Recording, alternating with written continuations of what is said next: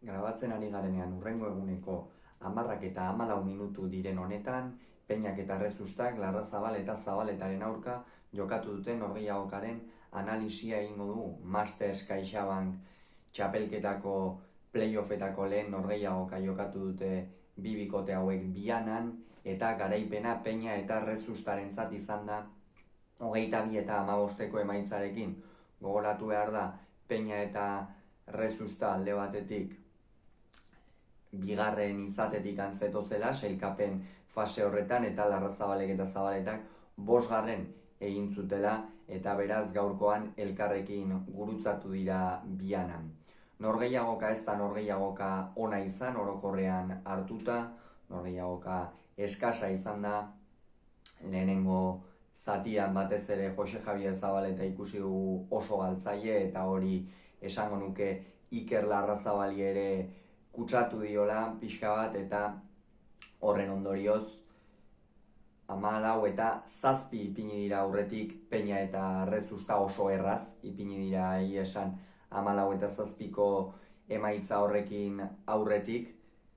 Egia da norgehiagoka hasieran hor pixka bat berdindu dutela une batez, baina oso gutxi izan da hori, eta esan dugu hori Zabaletak galdu egin duelako asko, eta hori pixka bat Larrazabali ere kutsatu diolako, eta noski bikote honen teoria Zabaletak atzean agindu eta Larrazabalek aurrean errematatzea edo abiadura sartzea da, baina gaurkoan Zabaletak ez du agindu, eta Larrazabalek lehenengo zatian ezin izan du abiadura hori sartu.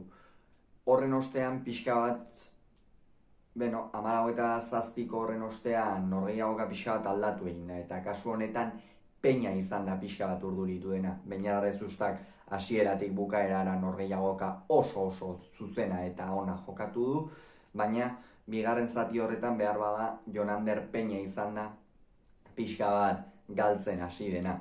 Hor ikusi da Jonander Peñak sartzeko eta sartzerakoan eta pixka bat pilota batzu galdu ditu, eta horrek pixka bat konfidantza kendu dio, eta aldiz Larrazabali eman egin dio. Larrazabalek ikusi du norgehiagoka bere gain, bere eskuetan hartu beharra zeukala, Zabaleta asko ari zelako galtzen atzeko kuadro horietan, eta Larrazabalek ikusi du norgehiagoka bere gain hartu beharra zeukala bai ala bai, eta bizitasuna sartzen hasi da aurrean, Peñari pilotaka asko behartzen, eta hor markagailua itxuratu dute, 14 eta 12 ipini dira gainera aurretik, baina gero berriz ere azkenengo 3 jardunaldietan, Masters CaixaBankeko 3 jardunaldietan ikusi ditugun Larrazabal eta Zabaleta ikusi ditugu, ezta? Larrazabal oso deseroso, aurreko kuadro horietan pixka dominatua sentitzen bazen ja segituan galtzen duena, eta